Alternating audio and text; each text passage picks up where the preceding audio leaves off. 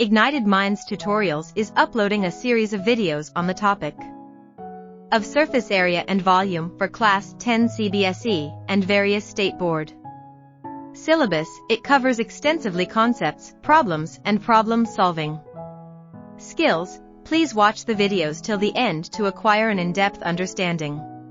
6 वाला चल रहा था ना कि 5th वाला चल रहा था भाई sir? Okay, people, we were doing surface area and volume, some based on cylinder and cuboid. Rohan's house has an overhead tank in the shape of a cylinder. तो आपने देखा रहेगा वो सिंटेक्स वगैरह का टैंक आता है, देखो वो सिलिंड्रिकल होता है. मतलब ऐसे हम फ्लैट्स वाले बिल्डिंग्स की बात तो नहीं कर रहे हैं, लेकिन जो छोटे मोटे घर होते हैं, ठीक है, गांव केड़े में या इंडिविजुअल जो बंगलोज होते हैं, उसके ऊपर आपका बड़ा टंकी नहीं रहता है, आपका सिंटेक्स वाला टंकी रहता है. ठीक है, okay. Rohan's house has an overhead tank. Rohan's house has an overhead tank in the shape of a cylinder. This is filled by pumping water from an underground tank, which is in the shape of a cuboid. ठीक है, तो ये cuboid से उसमें भरा जा रहा है. The underground tank has dimensions this. The overhead tank has its radius this much, and this much. Find the height of the water left in the underground tank after the overhead tank has been completely filled with water from underground tank, which has been made full. अब इसको क्या problem हो गया भाई साहब?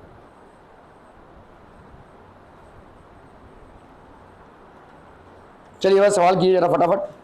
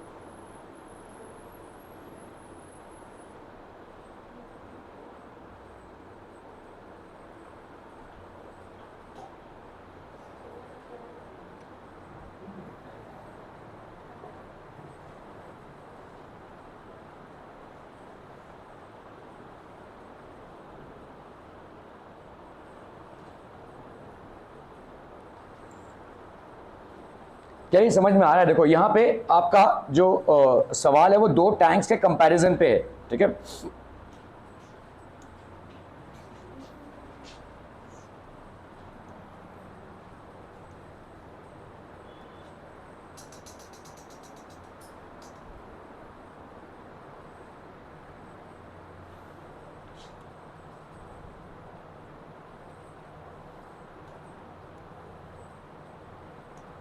Okay. Rohan's house is an overhead tank in the shape of a cylinder. इसका भाई साहब एक ओवरहेड टैंक है और वो शेप ऑफ अ सिलेंडर में है. ठीक है, ये ओवरहेड टैंक है भाई साहब, और इस टैंक में पानी भरा जा रहा है नीचे एक क्यूबोडियल टैंक से. ठीक है, Rohan's house is an overhead tank in the shape of a cylinder. ये भाई साहब घर के ऊपर है. This is filled by emptying water from an underground tank which is in the shape of a cuboid. ठीक है, तो यहाँ पे भाई साहब एक क्यूबॉइड शेप में अंडरग्राउंड टैंक है. यहाँ से भाई साहब वाटर को भरा जा रहा है. So this water is getting filled up there. ठीक है, Rohan's house is an overhead tank in the shape of a cylinder.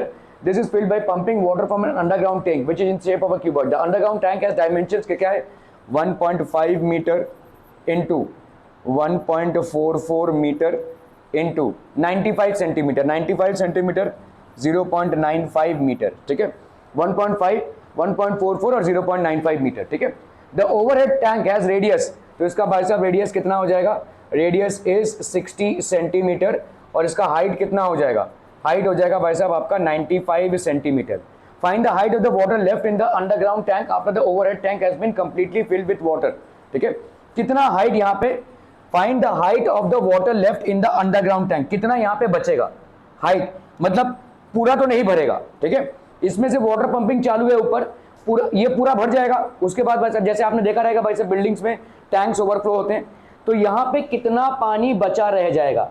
एक बार ये भर गया तो यहाँ पे कितना पानी बचा रह जाएगा, मतलब इस पानी का हाइट कितना होगा? प्रॉब्लम समझ में आ रहा है? ठीक है, ओवरहेड टैंक में भरा जा रहा है कहां से?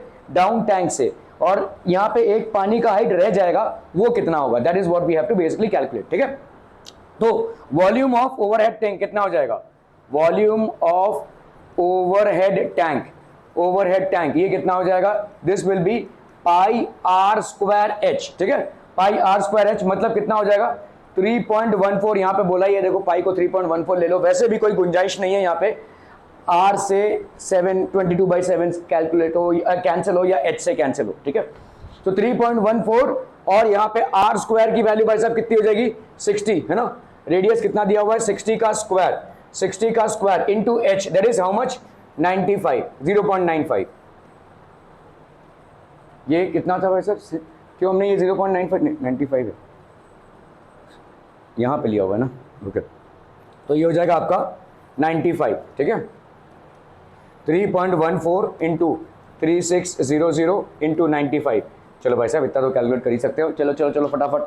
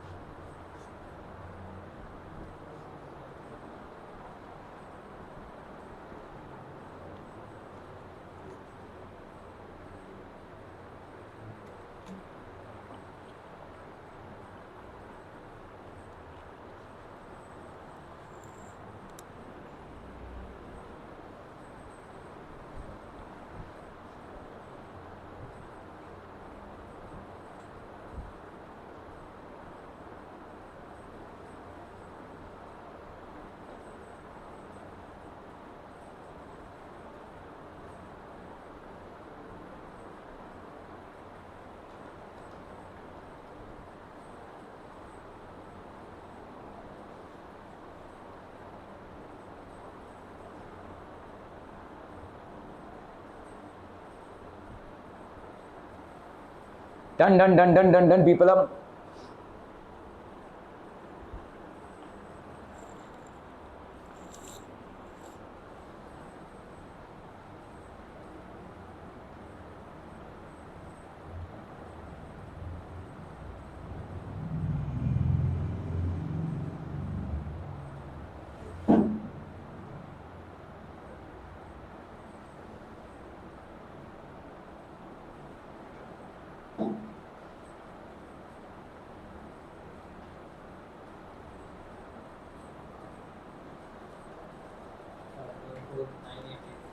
14980 कितना आ रहा है भाई साहब 1498880,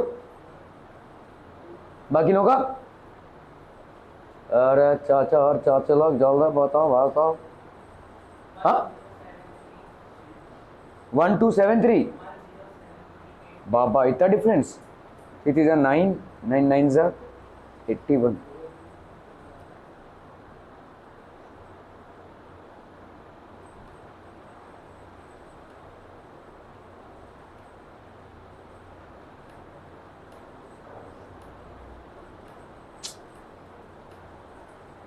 यहाँ पे कुछ कट्टम कुट्टम का सवाल है वैसा 1.5, हाँ रे इधर कट उठ सकता है ना 1.5 1.44, हाँ इधर कट सकता है यार, ये जो काटम कुटम इधर ही करते हैं, रुक जाओ इसको रहने देते हैं, तो ये हो गया 3.14 इंटू 60 इंटू 95, लेकिन यहाँ पे इक्वल टू तो होगा नहीं,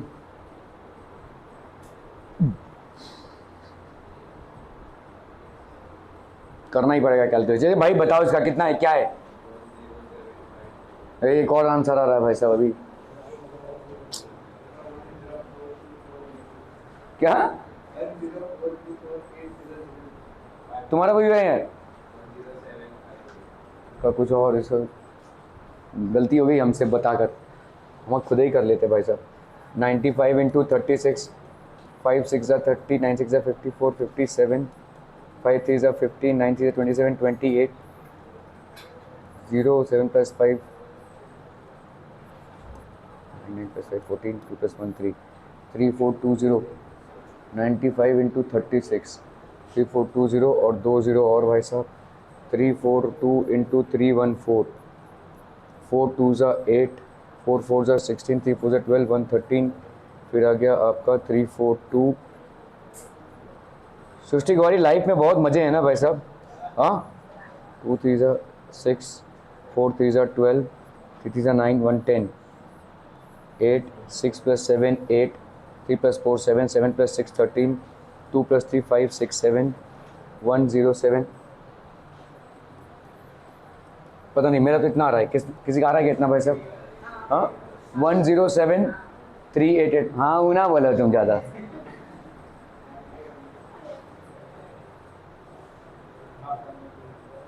3 4 2, यहाँ पे 3 0 है भाई साहब, तो इसका मतलब ये 2 0 कैंसिल हो जाएंगे. इतना ना, 1 0 के साथ. Okay, so volume of the overhead tank भाई साहब इतना हो गया सेंटीमीटर क्यूबिक. ओके, और वॉल्यूम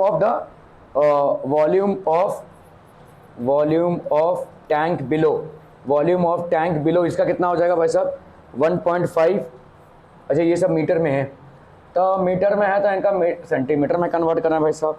तो भाई साहब ये हो गया 150 सेंटीमीटर, 144 सेंटीमीटर इंटू 95 सेंटीमीटर. ये तो कर लो भाई साहब, यहाँ पे कोई पॉइंट उनका मामला भी नहीं है.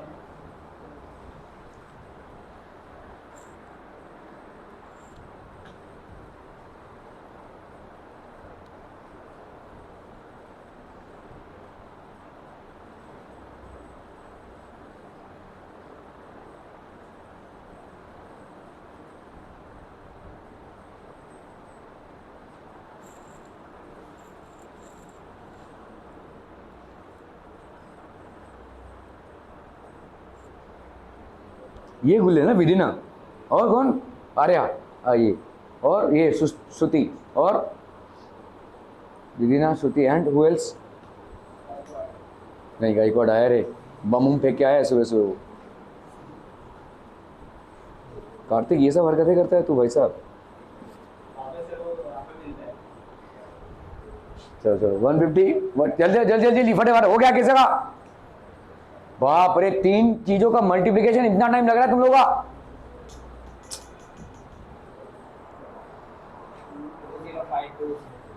टू 205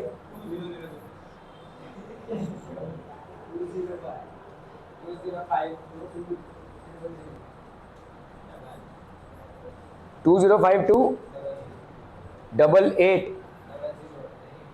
8800. ए भाई साहब तुम ही करो ये सब. तुम इसमें से हमको करना क्या है, इससे इसको माइनस करना.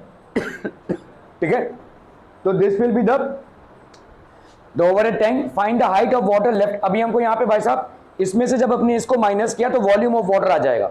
ठीक है, अभी यहाँ पे तुमको हाइट फाइंड करना है. ये समझ लो क्या है, इसका माइनस करके कितना आ रहा है, इसका भी अलग ही आंसर आएगा.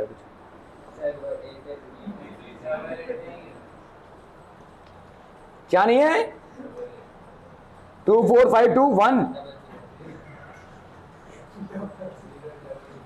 क्या यहां पे 00 है?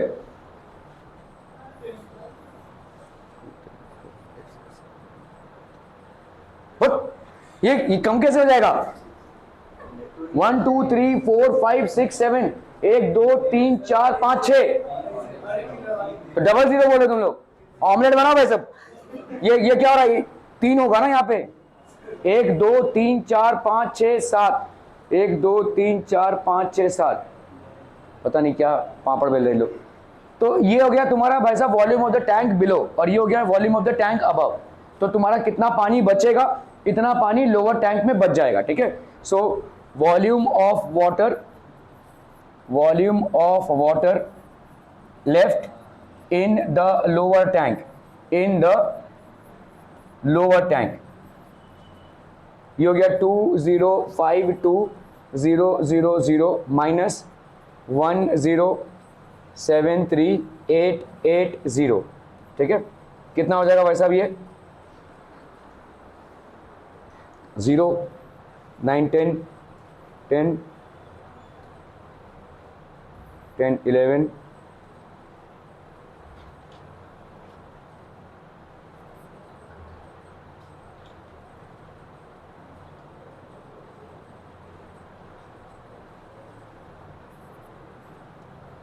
978220 है ना. Volume of water in the lower tank 97800. Okay, अभी आपका वॉल्यूम ऑफ वाटर कितना हो जाएगा? Length into breadth into height, 9782220. Length कितना है भाई साहब इसका? 1.5, ब्रेथ कितना है 150, सॉरी 150 इंटू 144, हाइट हमको नए से निकालना पड़ेगा, ठीक है, क्योंकि इतना तो ऑक्यूपाई करेगा ही। समझ में आ रहा है? देखो इतना पानी बचा हुआ है, तो इस पानी का लेंथ कितना होगा, यही 1.55, इसका ब्रेथ कितना होगा, वही 144, तो इसका हाइट कितना हो जाएगा, तो ये हमको करना है। देखो length into breadth into height, this will be equal to the volume of water left in the tank, जो भी आ रहा है आपका, देखो 978220। इसमें से आप h की वैल्यू निकालोगे कैसे, 978220 अपॉन 150 इंटू 144, ये हो जाएगा भाई साहब height of the water colour. Clear है? Are we clear on this one? People समझ में आ रहा है? तो पहले हमने क्या कैलकुलेट किया भाई साहब, इसमें कितना वॉल्यूम है, इसका कितना वॉल्यूम है, अगर इसको चालू किया गया तो कब तक ये भरेगा, जब तक ये भरेगा, तो बाकी का पानी इसी में रह जाएगा। इस बाकी के पानी का वॉल्यूम कितना होगा, इसका वॉल्यूम माइनस इसका वॉल्यूम, इस बाकी के वॉल्यूम का हाइट कितना होगा, देखो वॉल्यूम में क्या आ जाएगा, इतना लेंथ और इतना ब्रेथ तो ये ऑक्यूपाई करने ही वाला है, लेंथ और breadth into height will be equal to the amount of water left in the tank, ठीक है। From there you can find out the height of the tank, क्योंकि आपको यहाँ sorry height of the tank नहीं, height of the volume of water left in the tank, ठीक है। Clear है? समझ में आ रहा है ये? ठीक है। पता नहीं क्या कैलकुलेशन है वो तो मुझे नहीं मालूम, लेकिन तरीका ये है सवाल करने का, दुनिया भर के लोग अलग अलग आंसर दे रहे इधर।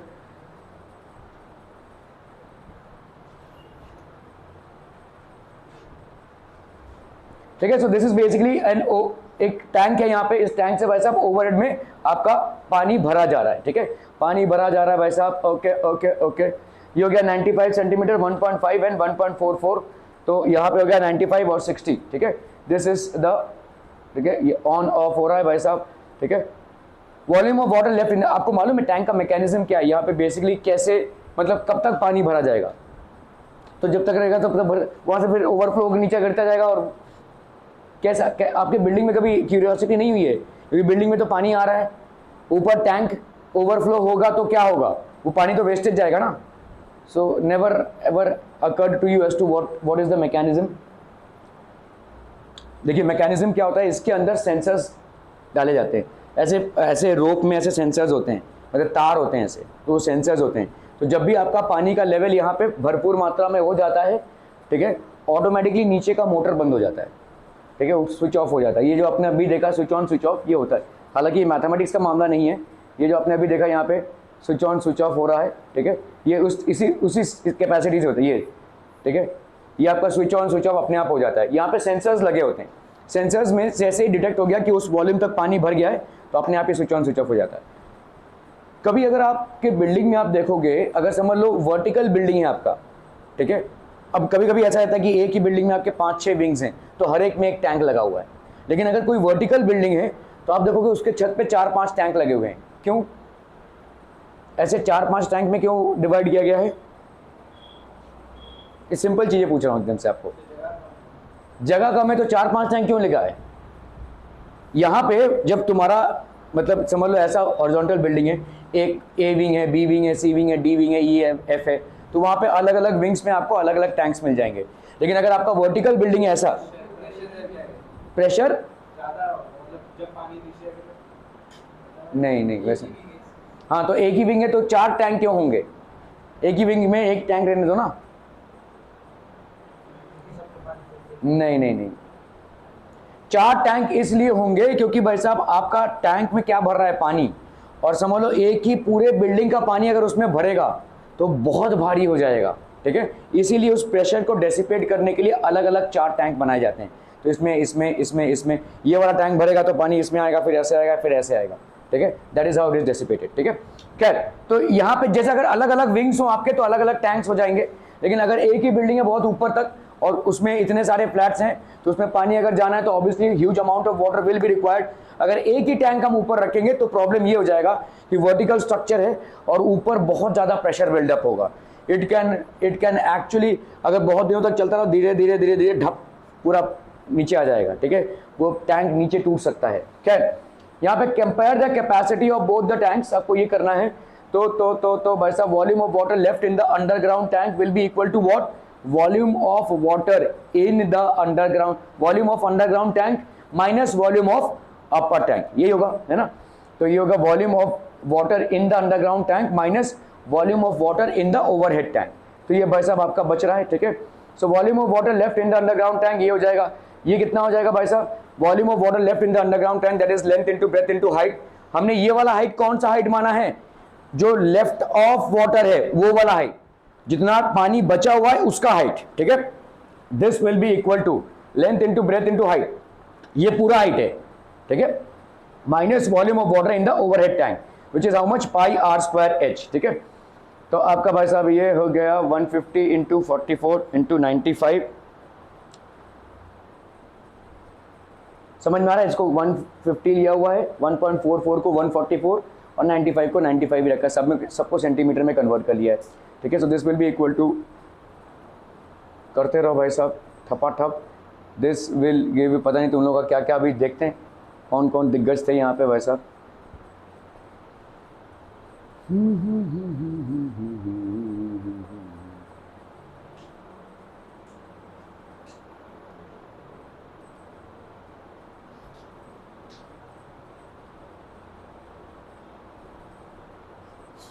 खैर यहाँ तक तो हम पहुँचे नहीं थे, हमने जो वॉल्यूम्स कैलकुलेट किया था यहाँ पे तक पहुँचे नहीं थे।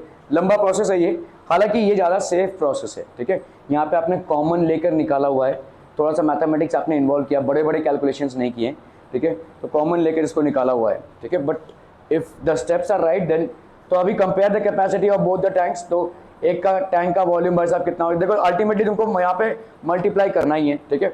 और ये हो गया भाई साहब पाई आर स्क्वायर एच, तो भाई साहब आ गई वैल्यू ये, इसमें से वॉल्यूम अगर हम यहाँ पर रेशियो निकाल रहे हैं, so this would be the ratio, ठीक है। This is giving you how much of people, 1.91 approximately 2, ठीक है। So volume of the underground tank is approximately twice of the volume of the upper tank, ठीक है। Clear clear clear, okay okay okay. A metallic sphere of radius 4.2 is melted and recast into the shape of a cylinder of radius 6 cm. Find the height of the cylinder. देखो metallic spear है, पूरा metal से भरा हुआ है, उसको हमने heat किया तो मेल्ट हो गया, मेल्ट किया तो हमने उसको भाई साहब एक शेप दे दिया सिलेंडर का। तो क्या सही, क्या चीज़ सेम रह जाएगी? ऑब्वियसली ना एरिया सेम रहेगा, ना डायमेंशन सेम रहेंगे, तो कौन सी चीज़ सेम रह जाएगी? वॉल्यूम। कभी भी आप किसी चीज़ को मेल्ट करके रिकास्ट करते हैं तो volume will remain the same, ठीक है। तो ये सॉलिड मेटालिक स्फीयर है बेसिकली, और इसमें आपने क्या किया है, तो यहाँ पे कितना है इसका वॉल्यूम। तो अब ये अगर देखो यहाँ पे find the height of the cylinder है, तो आपको वॉल्यूम, यहाँ पे वॉल्यूम ऑफ द स्फीयर, यहाँ पे है भाई साहब वॉल्यूम ऑफ स्फीयर, ठीक है। Volume of sphere will be equal to volume of cylinder, volume of cylinder, ठीक है। सिलेंडर का वॉल्यूम कितना होगा भाई साहब? Pi are square h. Volume of sphere कितना होगा? 4/3 पाई आर क्यूब। ये आर क्यूब है और ये आर डैश स्क्वायर है, ठीक है। दोनों का रेडियस अलग अलग है ना भाई साहब, ठीक है। मेटालिक स्फीयर का रेडियस कितना है? 4.2 और इसका रेडियस कितना है? 6। तो ये आर डैश, मतलब आर डैश की वैल्यू है भाई साहब 6 और आर की वैल्यू कितनी? 4.2 सेंटीमीटर, ठीक है। यहाँ पे देखो ऐसे ही रखो, पाई के साथ मल्टीप्लाई करने की कोशिश मत करो, क्योंकि पाई और पाई इवेंचुअली कैंसिल हो जाएगा। 3.4 ले लो या 22/7 जो भी है वो कैंसिल हो जाएगा, ठीक है। तो यहाँ पे 4/3 आपको कैलकुलेट करना है क्या? एच। सो ये हो गया 4 into are cube upon 3 into R dash का square, this will be equal to H. Clear? Are be clear on this one? This H is what? Height of the cylinder. अब ये values डाल दो भाई साहब। एच की value हो गई 4 into are cube, r cube मतलब 4.2 इंटू 4.2 इंटू 4.2, ठीक है। और यहाँ पे हो गया भाई साहब 3 इंटू आर डैश का स्क्वायर, ठीक है। आर डैश का स्क्वायर मतलब 6 इंटू 6, 6 इंटू 6। चलिए भाई साहब 2 2 ज़ा 4, 2 3 ज़ा 6, 3 1 ज़ा 3, 14 ज़ा ना 3, 1.4 और यहाँ पे 6 7 ज़ा 42 है ना। तो 14 इंटू 14 हो गया 1.96 और यहाँ पे कितना हो गया? 0.7 इंटू 2 दैट इज 1.4, ठीक है। सो एच की वैल्यू कितनी हो जाएगी भाई साहब? 196 इंटू 4, 6 4 ज़ा 24, 9 4 ज़ा 36, 37, 38, 4 1 ज़ा 4, 5 6 7 और इधर हो गया कितना आपका? 196। सो this will B 4 8 plus 6 14, 9 plus 10 और ये 17, 1 प्लस 1 2, 27, 1 2 3 1 2 3 27, 2.744, ठीक है, centimeter will be the height of the cylinder. Clear है? Are we clear on this one people? ठीक है। देखो आपको दो चीज़ें यहाँ पे इस पूरे चैप्टर में देखना है।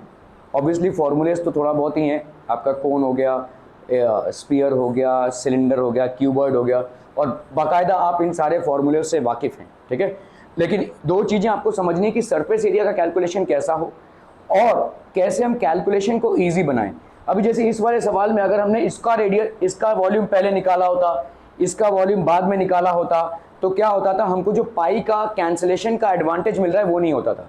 अभी जनरली हम क्या देखेंगे, 7.2 है, अरे वाह ये तो 7 से कट रहा है, लेकिन आप ये नहीं देखेंगे कि इस वॉल्यूम को कैलकुलेट करने में आप एक स्टेप और आगे जा रहे हैं जिसकी जरूरत नहीं है, क्योंकि अल्टीमेटली पाई और पाई कट रहा है।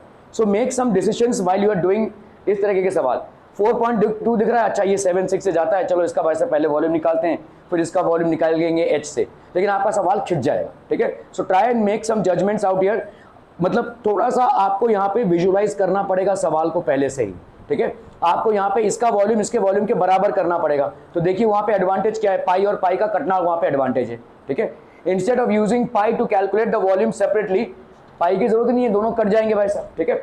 ओके, सो आपका भाई साहब ये हो गया 4.2, metallic sphere of this is recast in the shape of a cylinder. क्यों भाई साहब ये सिलेंडर ऐसा क्यों है, ओके, ओ हीट किया गया, बा बा बा बा बा बा बा, देख रहे हो भाई साहब सिलेंडर बन रहा है, ठीक है। सो अभी इस सिलेंडर को हमने, ओ वाओ कैसे बना दिया देखो सिलेंडर, ठीक है। ओके, तो आपका find the height of the cylinder, भाई साहब यहाँ पे हमको height of the cylinder find out करना है, इसका जो वॉल्यूम होगा इसके वॉल्यूम के बराबर होगा, ठीक है। इसका volume of the sphere is equal to volume of the cylinder, 4/3 pi r cube, ठीक है। सो यहाँ पे पाई और पाई भाई साहब कैंसिल हो जाएगा, पाई और पाई देखो कैंसिल हो जाएगा, ठीक है। Avoid the trouble of taking it, ठीक है। तो यहाँ पे आपका एच का वैल्यू कितना आ गया भाई साहब, 2.744 सेंटीमीटर। क्लियर है, clear clear clear clear people, okay okay okay. चलिए भाई साहब इसको करना है फटाफट फटाफट, क्विक क्विक।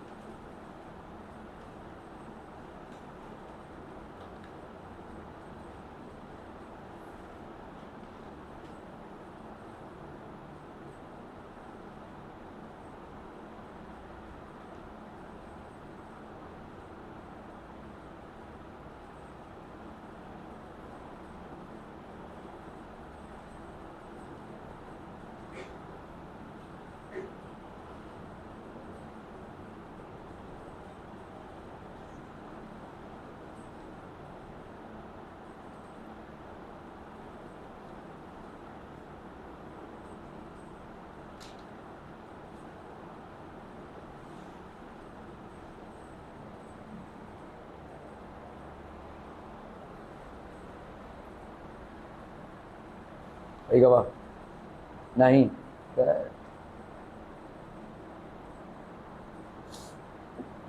यहां पे पाई के साथ साथ आप एक और दूसरी चीज को भी कट्टम कुट्टम में शामिल कर सकते हुए 4/3, ठीक है। तो समझिए यहाँ पे आपके 3 स्पीयर्स हैं, दीज आर बेसिकली 3 स्पीयर्स, और इन सब को मेल्ट करके एक बड़ा स्पीयर बनाया जा रहा है, ठीक है।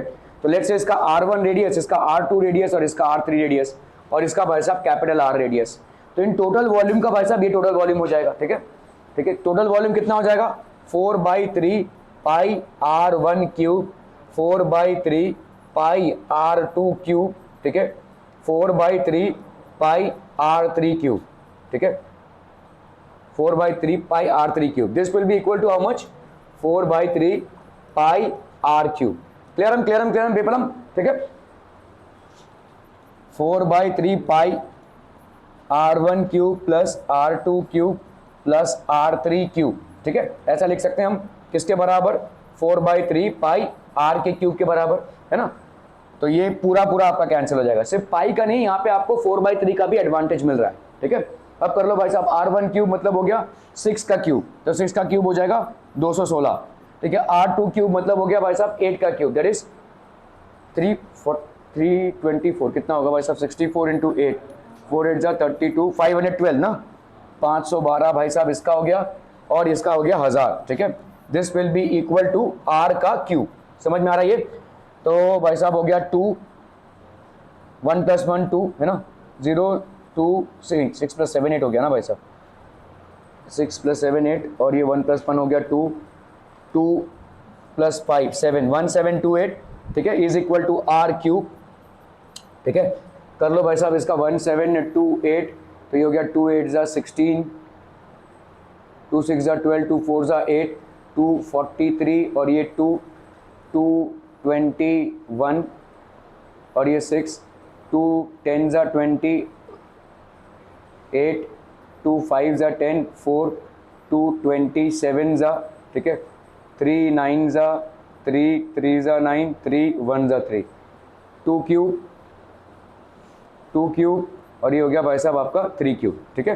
तो यहाँ पे आप क्या लिख सकते हैं, R cube is equal to 2 cube into 2 cube into 3 cube, so therefore R की वैल्यू क्या हो जाएगी, under root of 2 cube, cube root of actually 2 cube into 2 cube into 3 cube, so that will be 2 into 2 into 3, 4 3 जा 12, ठीक है, 12 centimetre. The radius of the resulting sphere is how much, 12 centimetre, ठीक है।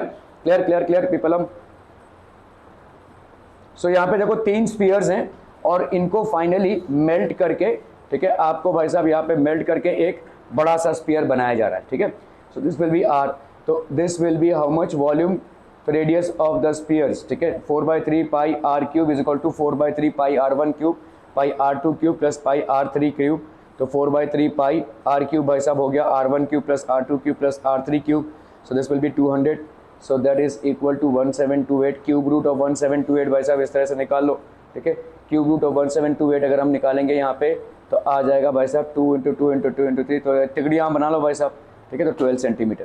The resulting sphere is of dimension और rather radius 12 centimetre. Clear हम people, हम बहुत बढ़िया भाई साहब, ठीक है। A 10 meter deep well of diameter 1.4 is dug up in a field, and the earth from digging is spread evenly on the adjoining field. The length and breadth of that field are 55 meter and 14 meter respectively. Find the thickness of the earth layer. ठीक है, तो अगर भाई साहब यहाँ पे एक well से मट्टी निकाला गया है, ठीक है,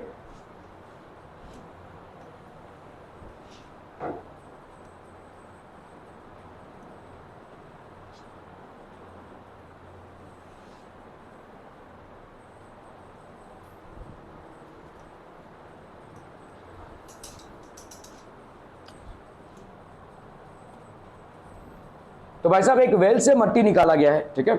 सो लेट्स से आपका यहाँ पे है, this is basically a well, इसमें से आपका मट्टी निकाला गया है, और इस मट्टी से बनाया गया है एक फील्ड, ठीक है। फ्रॉम डिगिंग स्प्रेड इवनली, एक फील्ड में इसको इवनली स्प्रेड आउट कर दिया गया, मतलब आपका यहाँ पे क्या हो जाएगा, ऐसा कुछ फील्ड, देखो जो इसको खुदाई करके जो भी आपका ये निकला है, क्या कि मट्टी, ठीक है, मलबा जो भी निकला हुआ है, उससे बनाया गया एक फील्ड।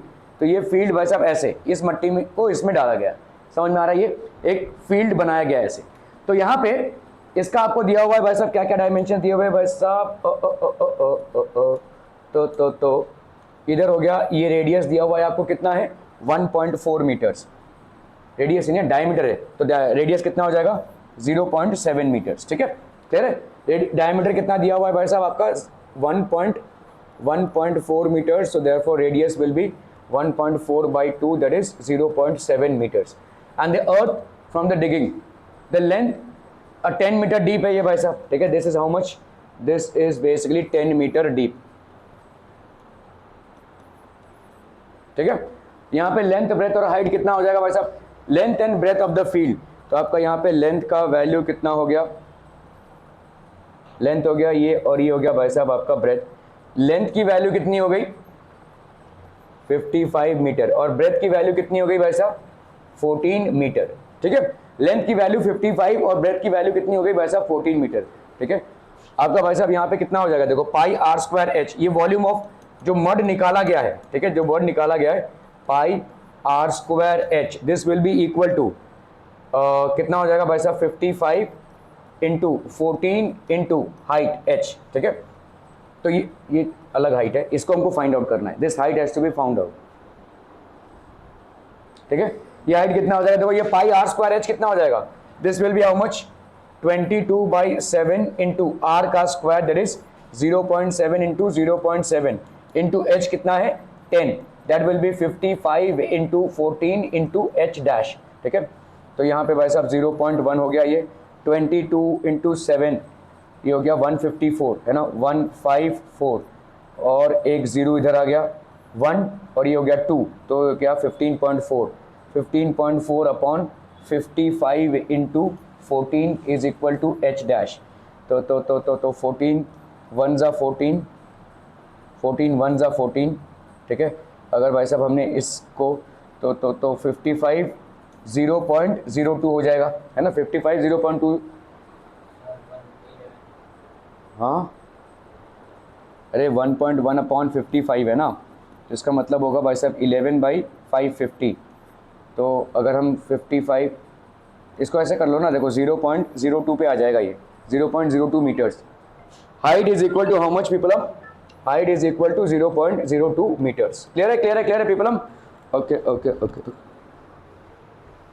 ठीक है, आर वी क्लियर। या सेंटीमीटर में 2 सेंटीमीटर भी लिख सकते हैं, इससे ज़्यादा नहीं होगा, क्योंकि भाई साहब इतना बड़ा ज़मीन आप थोड़ी ना यहाँ से होकर निकाल सकते हैं, तो इतना ही होगा लगभग। ठीक है, ओके ओके ओके।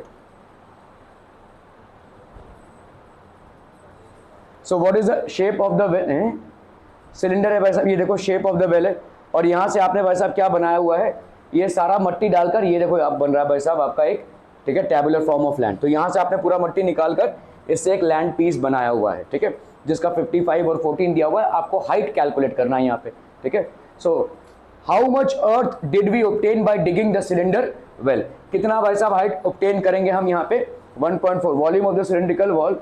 ठीक है, this will be equal to the entire earth the completely fills the cuboidal field. ठीक है, so volume of the cuboid, ठीक है, they what is the relation between volume of cylindrical well and volume of cuboid. तो आपका भाई साहब यहाँ पे volume of cylinder is equal to volume of cuboid. तो क्या भाई साहब what is the formula for the volume of the cylinder, तो वॉल्यूम ऑफ क्यूबॉइड हो गया ये pi are square H is equal to L into B to H, तो radius हो गया ये। ठीक है, let the height of the cuboid be H, volume of the cylinder, so this will be L into B into H, so this will be L into B into H. आपका हो गया यहाँ पे भाई साहब this is going to be 1/50, that is 0.02 metre. ठीक है, 0.02 metre. Are we clear, clear on this one people? Okay okay okay. अच्छा, यहाँ पे देखो क्या हो रहा है कि ये वेल है, वेल से कुएं से निकाला गया है, इसके बाद इसके पहले क्या किया था आपने, मिट्टी को उठाकर भाई साहब ऐसे एक क्यूबोडियल फील्ड में डाल दिया है, लेकिन इसके यहाँ पे क्या हो रहा है, इसको डाला गया है और इसको वेल के चारों आजू बाजू डाल दिया गया है, इस मिट्टी को वेल के चारों आजू बाजू डाल दिया गया है। A well of diameter 3 metre is dug 14 metre deep, the earth taken out of it has been spread evenly all around in the shape of a circular ring of width 4 metre to form an embankment. Embankment मतलब समझते हैं ना, जैसे कुएं में अगर आप जाते हैं तो कुएं का एक वो होता है ना, मतलब अब धड़ाम से गिर ना पड़े, तो कुएं का जो एक एम्बैकमेंट होता है, कवरिंग जो होती है, ठीक है, तो उसको बोलते हैं हम एम्बैकमेंट। ठीक है, find the height of the embankment, तो आपको एम्बैकमेंट का हाइट निकालना है। चलिए फटाफट फटाफट, विड्थ मतलब समझ रहे हैं यहाँ पे मोटापा। ठीक है, ये जो आपका दीवार बनाया ऐसे गोल आपने एम्बैकमेंट, उसका मोटापा है आपका 4 मीटर। ठीक है, क्लियर है?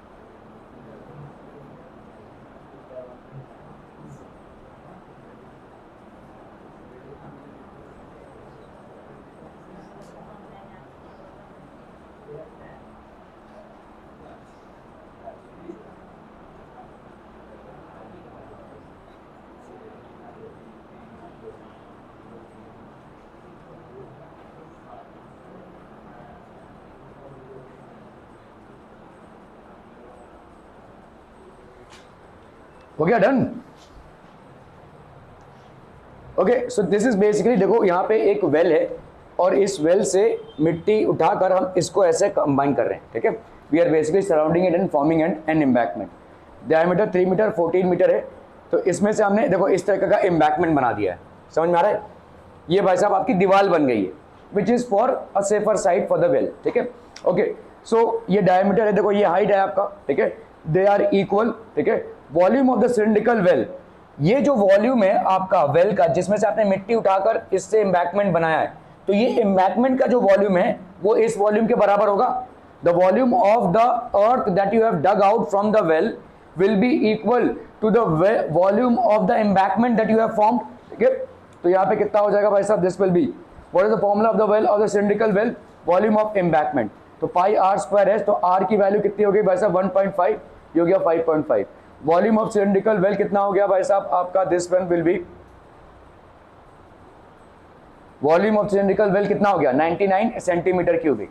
Volume of cylindrical well, volume of embankment, volume of outer cylinder minus volume of inner cylinder, तो आपका हो गया पाई आर स्क्वायर। ये समझ में आ रहा है? देखो यहाँ पे कितना वॉल्यूम होगा, इसका आउटर सिलेंडर का वॉल्यूम माइनस इनर सिलेंडर का वॉल्यूम, इतना अमाउंट ऑफ मट्टी लगा है इसको बनाने में, ठीक है। ये जो आउटर सिलेंडर है, इससे हम इनर सिलेंडर को वॉल्यूम को माइनस करेंगे, ठीक है। So this will be pi are square h, so this will be 5.5 minus 1, तो दिस यहाँ पे देखो a square minus b square के हिसाब से a plus b into a minus b किया हुआ है, ठीक है।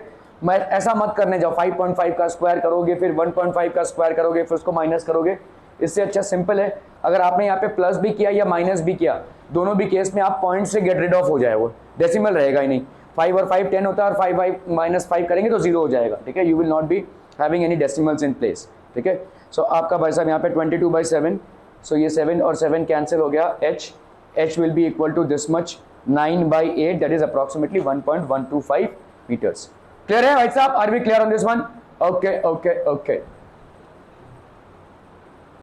Introduction.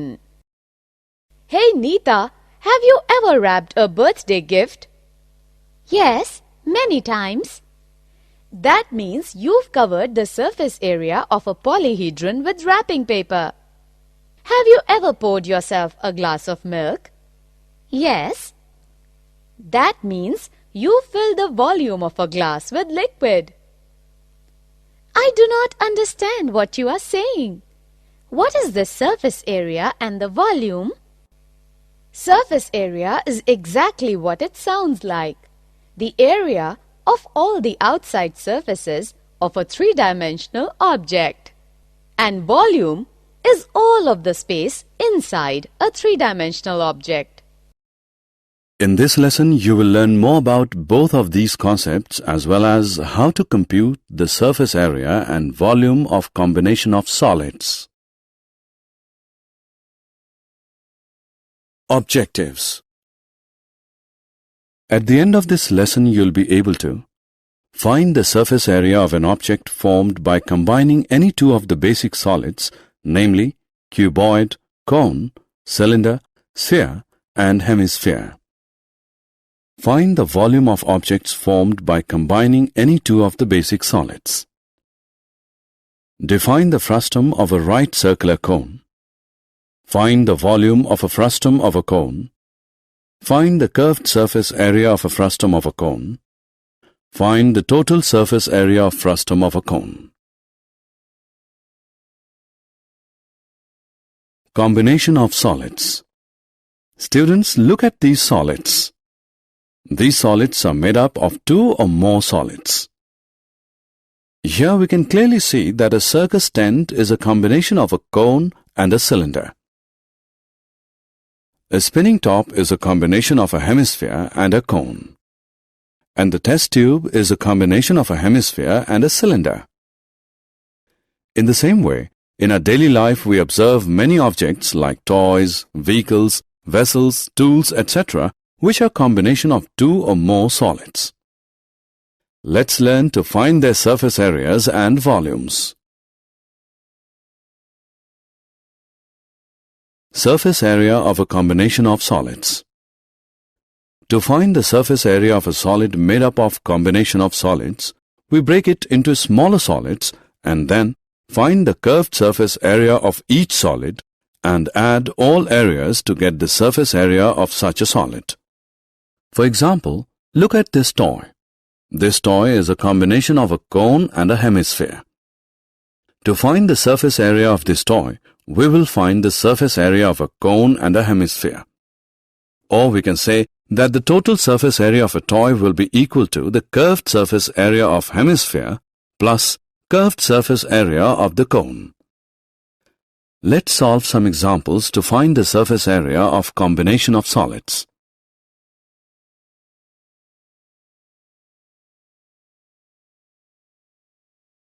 Example. A solid toy is in the form of a hemisphere surmounted by a right circular cone. If the height of the cone is 4 cm and the diameter of the base is 6 cm, calculate the surface area of the toy. Solution. We are given the height of the cone, which is equal to 4 cm, and the diameter of the base is 6 cm.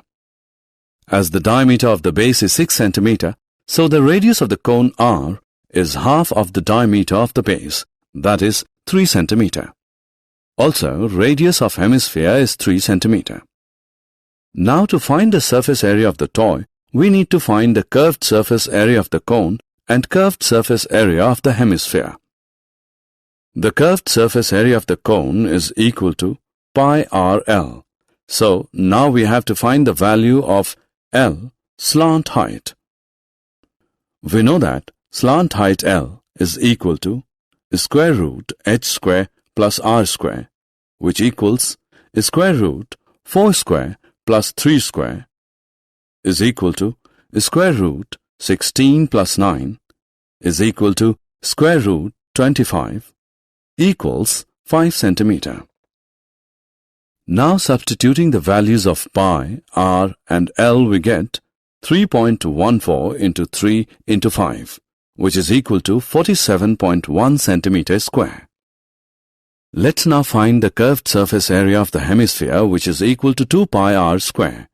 So we get 2 into 3.14 into 9 is equal to 56.52 centimeter square.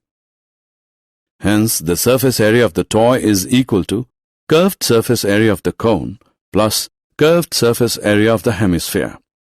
This is equal to 47.1 plus 56.52. This gives 103.62 centimeters square.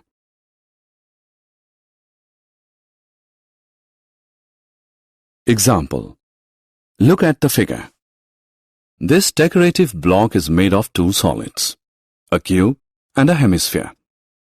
The base of the block is a cube with edge 5 cm and the hemisphere fixed on the top has a diameter of 4.2 cm. Find the total surface area of the block. Solution. The total surface area of the cube is equal to 6 into edge square, which equals 6 into 5 into 5 centimeters square, which is equal to 150 centimeters square.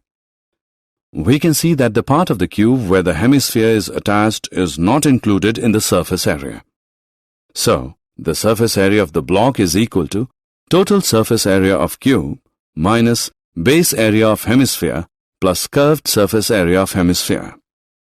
On substituting the values, we can find the surface area of the block, which is 163.86 centimeters square.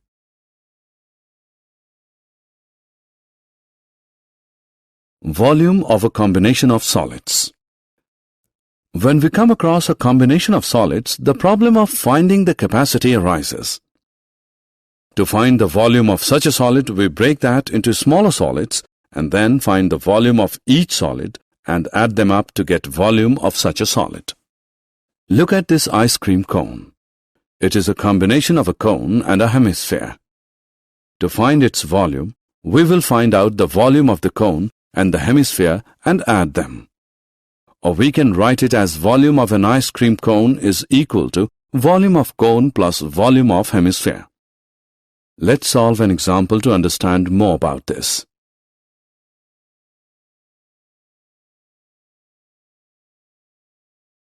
Example. An iron pillar is a combination of a right circular cylinder and a right circular cone.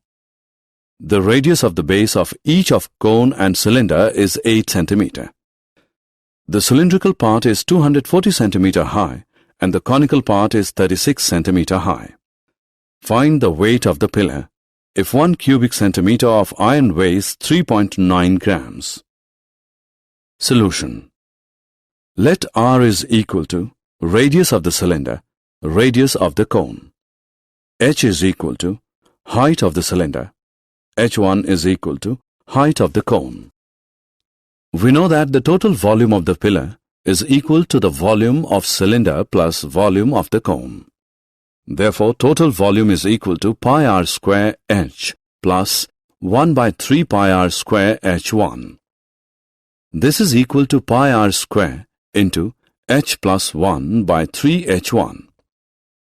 Solving this, we get total volume is equal to 50688 centimeter cube. Now total weight of the pillar is equal to volume of solid into weight per cubic centimeter. This is equal to 197683.2 grams or 197.6832 kilograms.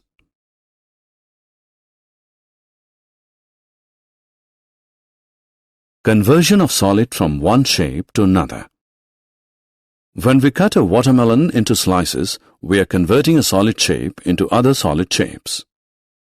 Regardless of the size and shape of the slices, there is one fact that holds true of the whole process. The volume of all the slices together exactly equals the volume of the original watermelon. When we convert a solid of a given shape to a solid of another shape, the surface area usually changes. However, the volume is preserved. Similarly, in case of cutting bread into slices, we convert a solid shape into other solid shape. The volume of all the slices together exactly equals the volume of the original object. Example. A cone of height 24 cm and radius of base 6 cm is made up of modeling clay.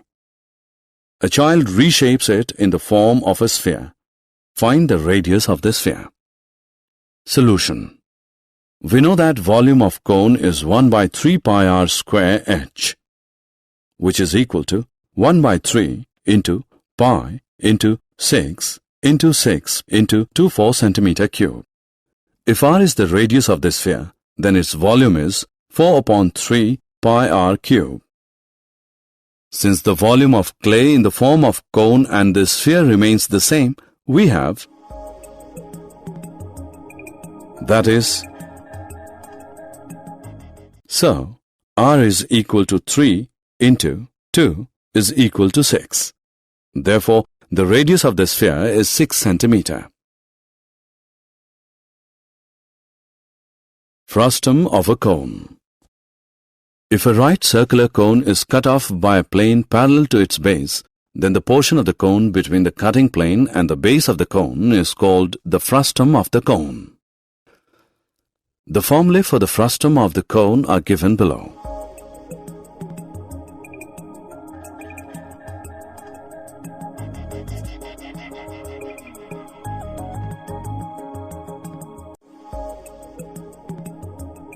We will find the volume and the surface area of the frustum of the cone using these formulas in next screen. Example. A material handling bucket is in the shape of the frustum of a right circular cone as shown in figure. Find the volume and the total surface area of the bucket. Solution. We know that slant height L is equal to under root h square plus r square. Therefore, we get slant height is equal to 17 centimeter. Also, lateral surface area is equal to Substituting the values, we get lateral surface area equal to 670 square centimeter. Therefore, base area is equal to, this is equal to 177 plus 79. Therefore, total surface area is equal to, which gives us 926 square centimeter. Now we know that volume of the frustum of the cone is,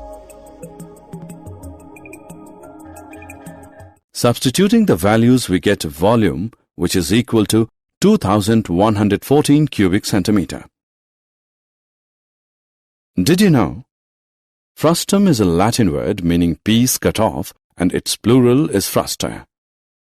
Usually when we say cylinder, we mean a circular cylinder, but you can also have elliptical cylinders like this one.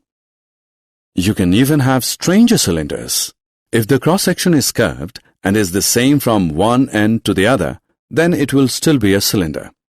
Of all the shapes, a sphere has the smallest surface area for a volume.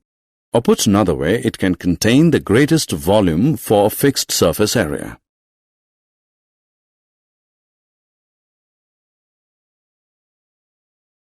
Summary. Let us summarize what we have learned.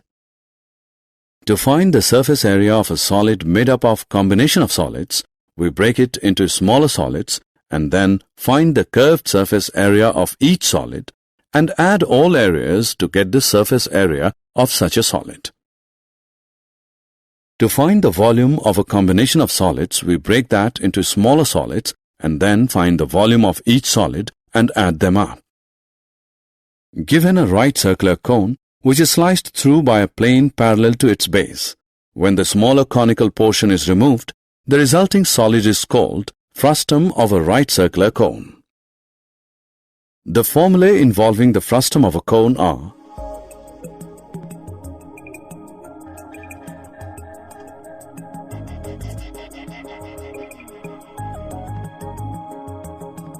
where h is equal to vertical height of the frustum, L is equal to slant height of the frustum, R1 and R2 are radii of the two bases, ends of the frustum.